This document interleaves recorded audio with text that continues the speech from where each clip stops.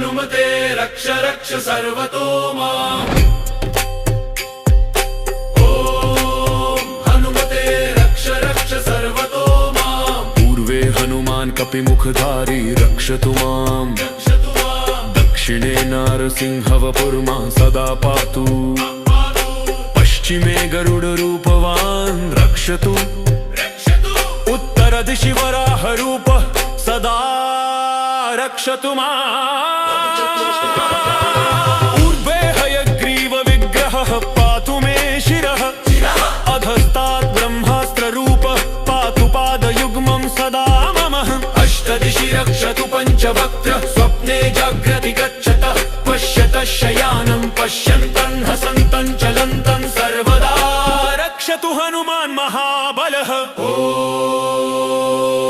अञ्जनीसुताय महाबलाय